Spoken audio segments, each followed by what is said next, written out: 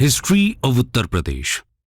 दोस्तों, आज हम जिस राज्य की बात करने जा रहे हैं वो कोई आम राज्य नहीं है।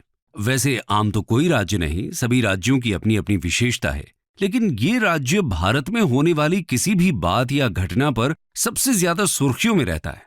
ये श्री राम, श्री कृष्ण और बुद्ध की जन्मभूमि है, तो कबीर और महावीर का कर्मस्थल। यहीं पर गंगा शिव में समाहित हुई है और यहीं की मिट्टी से लक्ष्मीबाई और मंगल पांडे जैसे सपूतों ने जन्म लिया है।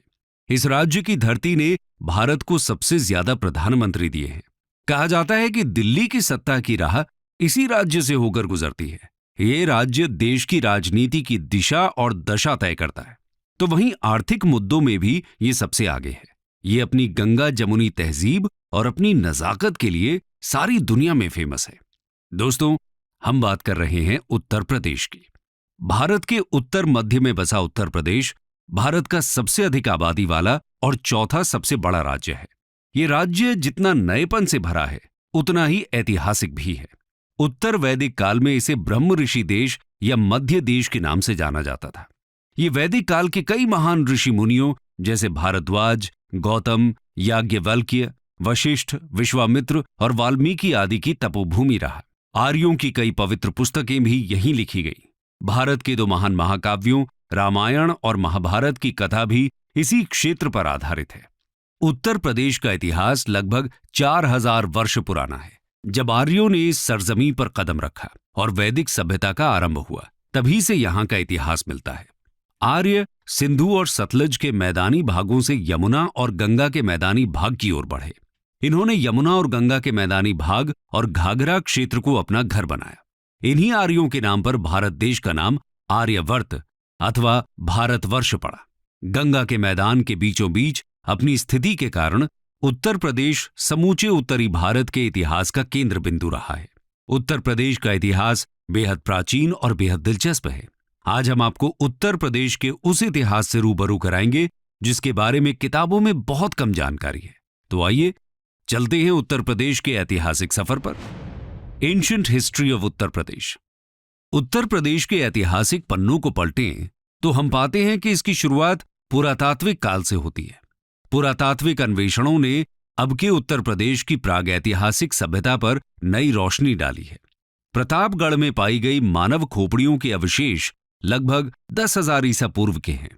पुरापाषाणकालीन सभ्यता के साक्ष्य इलाहाबाद की बेलन घाटी, सोनभद्र के सिंगरौली घाटी और चंदौली के चकिया नामक पुरास्थलों से मिले हैं। इसके साथ ही कबीर नगर जिले में लहरादेव इलाके में प्राचीन कृषि के साक्ष्य मिले हैं। यहां से 8000 ईसा पूर्व से 9000 ईसा पूर्व के मध्य के चावल मिले हैं। नवपाषाण काल के साक्ष्यों की बात करें तो मिर्जापुर, सोनभद्र, बुंदेलखंड और प्रतापगढ़ के सराय नाहर राय से उत्खनन में औजार और हथियार मिले हैं। वहीं ताम्र पाषाणिक संस्कृति के साक्ष्य मेरठ और सहारनपुर से प्राप्त हुए हैं। इसके बाद हड़प्पा काल के साक्ष्य भी उत्तर प्रदेश में पाए गए हैं। बता दें कि उत्तर प्रदेश में सबसे पुराने हड़प्पा शहर पाए गए। आलमगीरपुर गंगा यमुना में पहला स्थल था जहां से हड़प्पा कालीन अवशेष प्रकाश में आए थे।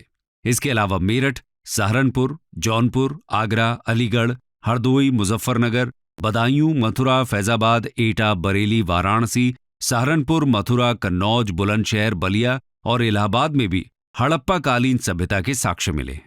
आगे वैदिक साहित्य और दो महाकाव्यों रामायण और महाभारत से इस क्षेत्र के 7वीं शताब्दी ईसा पूर्व के पहले की जानकारी मिलती है।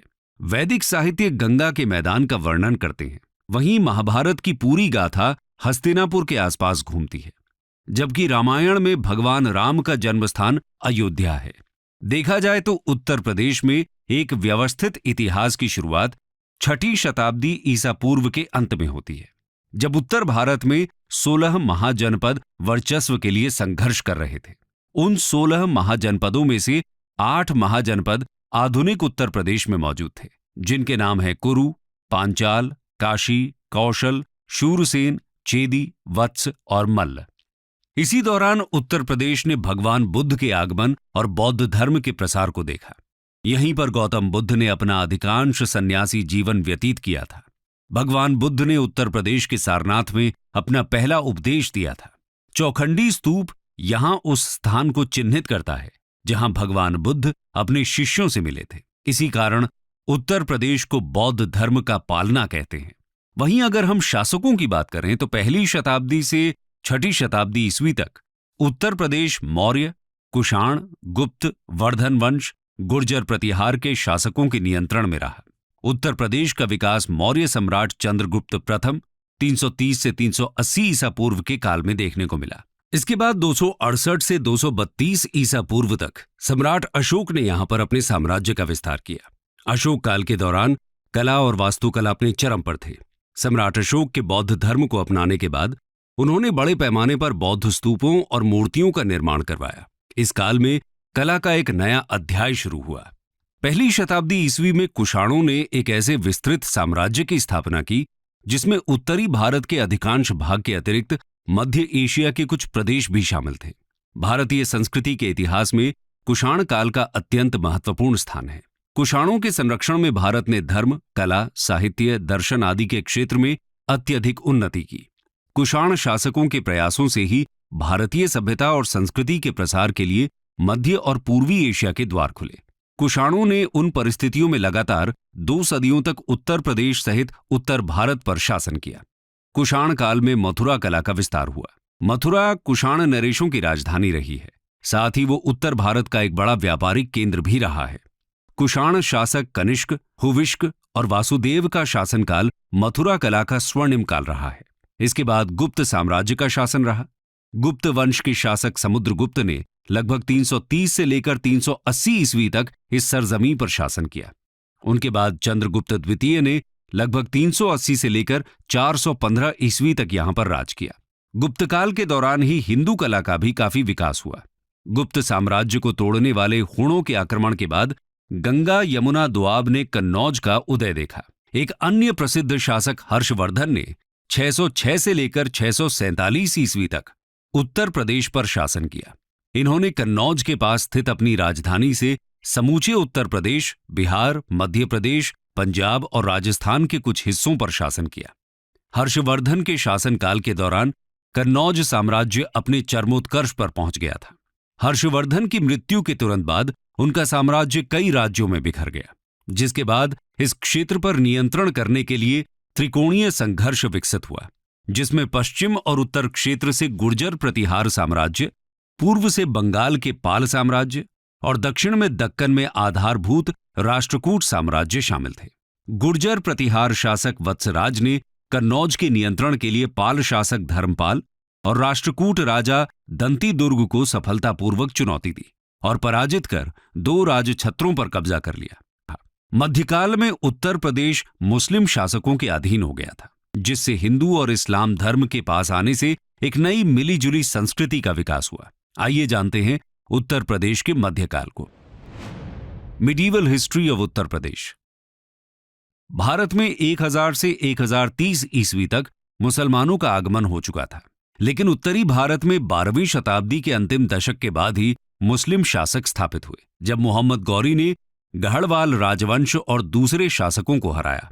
बता दें कि गहड़वाल राजवंश ने 11वीं शताब्दी से लेकर 12वीं शताब्दी तक उत्तर प्रदेश पर शासन किया था। मोहम्मद गौरी ने 1194 ईस्वी में गहड़वाल वंश के राजा जयचंद पर आक्रमण किया था। भारत में मोहम्मद गौरी के साथ ही मुस्लिम शासक का आरंभ हुआ था। हालांकि उसका कोई पुत्र नहीं था, इसलिए उसने अपने दास कुतुबुद्दीन ऐबक को अपना उत्तराधिकारी बना दिया, जिसने भारत में दास वंश की स्थापना की और अधिकारों पर कब्जा किया। उसने 1210 ईस्वी तक शासन किया।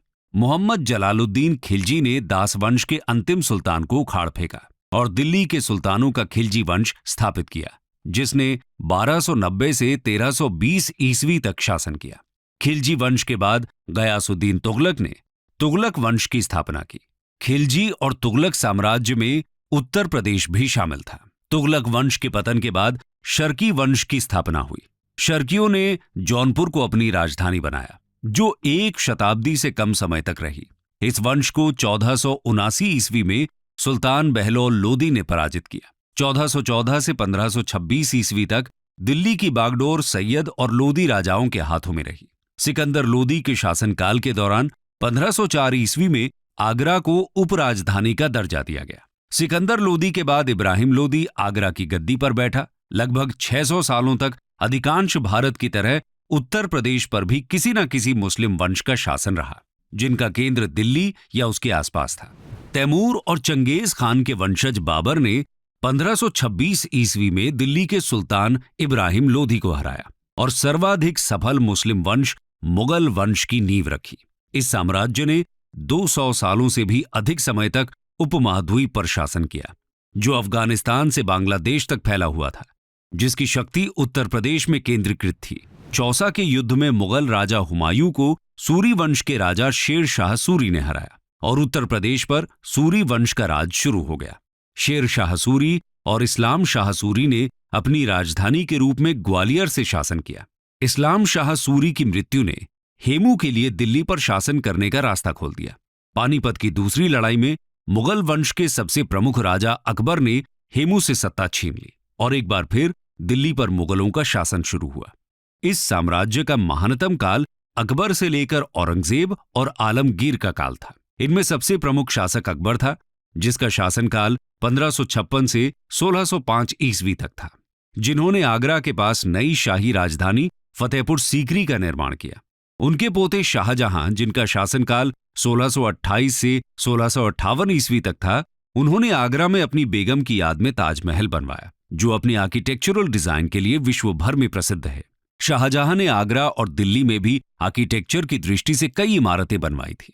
बात चाहे सल्तनत काल की हो या फिर मुगल काल की, हर समय में उत्तर प्रदेश प्रासंगिक रहा। अकबर ने तो उत्तर प्रदेश की माटी को अपना सब कुछ मान लिया था। अकबर ने फतेहपुर सीकरी और इलाहाबाद में जो किले बनवाए थे, उसी की नींव पर मुगल वंश सैकड़ों साल तक बना रहा। इसके अलावा सल्तनत काल में संभल हो या आगरा जौनपुर, सभी में उत्तर प्रदेश ने अपना वर्चस्व बनाए रखा। एकता व्यवस्था का प्रशासन रहा हो या फिर सल्तनत काल की आर्थिक शक्ति, सभी जगह उत्तर प्रदेश की चर्चा मिल जाती है।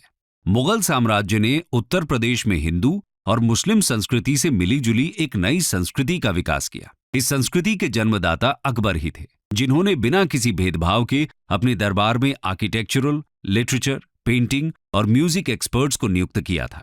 लेकिन धीरे धीरे हिंदुत्व और इस्लाम के टकराव ने कई नए विचारों को जन्म दिया था और उनका विकास किया था। 18वीं शताब्दी में मुगलों के पतन के साथ ही इस मिश्रित संस्कृति का केंद्र दिल्ली से लखनऊ चला गया, जो अवध के नवाब के अंतर्गत था और जहां सांप्रदायिक सद्भाव के माहौल में कला, साहित्य, संगीत और काव्य का विकास हुआ।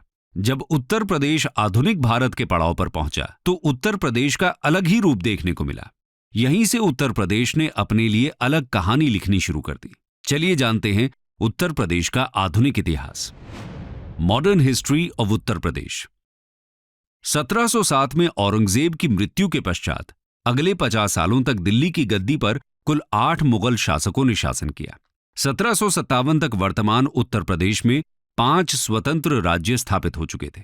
इस दौरान अवध और रुहेल 2 ऐसे क्षेत्र बन गए जो शक्ति के संघर्ष को, और अवध और रुहेला ने मुगलों के खिलाफ विद्रोह कर दिया। इन दोनों के विद्रोह को देखते हुए बाकी राज्यों ने भी वर्चस्व के लिए दिल्ली में मुगलों के साथ संघर्ष शुरू कर दिया। इधर 17वीं शताब्दी के मध्य तक ईस्ट इंडिया कंपनी ने भारत के दक्षिणी भाग में एंट्री कर ली थी और अब वो उत्तर भारत की ओर बढ़ रहे थे। 18वीं शताब्दी में आते आते मुगल सत्ता का पतन हो गया। इधर ईस्ट इंडिया कंपनी उत्तर भारत में अपनी जड़ें जमाने लगी।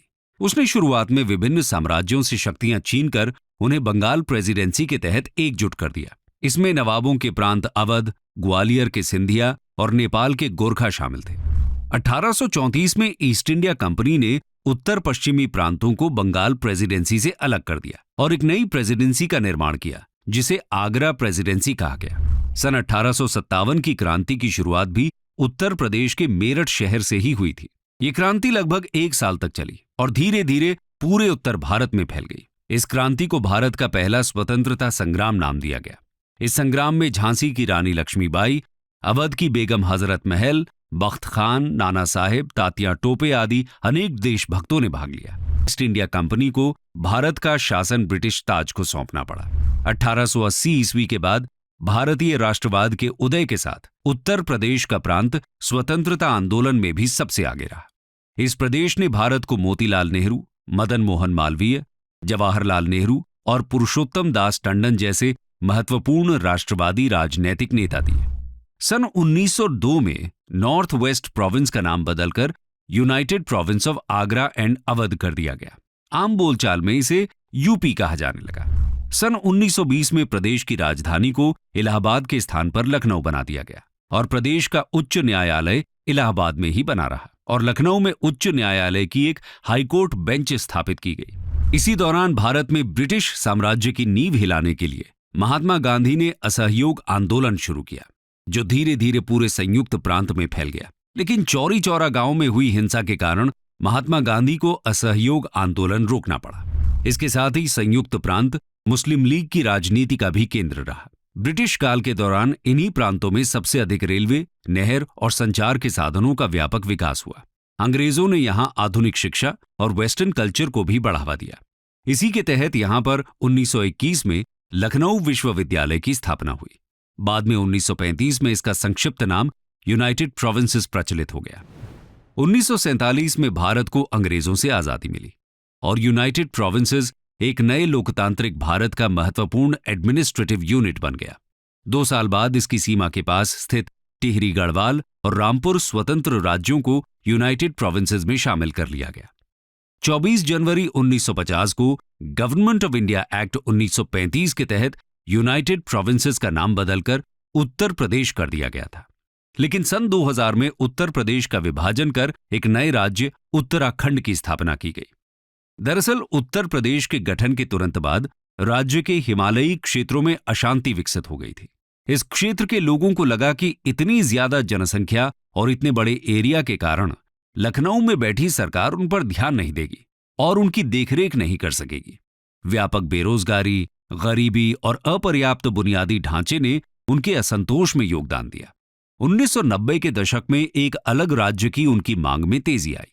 2 अक्टूबर 1994 को मुजफ्फरनगर में एक हिंसक घटना से आंदोलन बढ़ गया, जब पुलिस ने राज्य समर्थक प्रदर्शनकारियों पर गोलीबारी की, जहां बहुत से लोग मारे गए। अंत में नवंबर 2000 में उत्तरांचल को उत्तर प्रदेश के उत्तर पश्चिमी हिस्से से अलग कर एक नए राज्य का गठन किया गया। 2007 में इसका नाम बदलकर उत्तराखंड रख दिया गया। कंक्लूजन। तो दोस्तों, ये थी उत्तर प्रदेश की गौरव गाथा। ये मुगलों के परचम, पतन और अंग्रेजों के आगमन का गवाह बना। यहां की मिट्टी ने अंग्रेजों की गुलामी देखी है, तो इसी मिट्टी से क्रांति की चिंगारी भी उठी है। उत्तर प्रदेश की धरती हमेशा से सोना उगलने वाली रही। तभी तो अंग्रेजों ने बंगाल हाथ में आने के बाद भी उत्तर प्रदेश पर कब्जा करने के लिए अपना सब कुछ झोंक दिया। स्वतंत्रता के बाद से राज्य ने भारत के भीतर एक प्रमुख भूमिका बनाए रखी है। इस राज्य ने देश को कई प्रधानमंत्री दिए हैं, जिनमें जवाहरलाल नेहरू से लेकर लाल बहादुर शास्त्री, आयरन लेडी इंदिरा गांधी, चौधरी चरण सिंह, राजीव गांधी, वीपी सिंह, चंद्रशेखर और अटल बिहारी वाजपेयी तक शामिल हैं।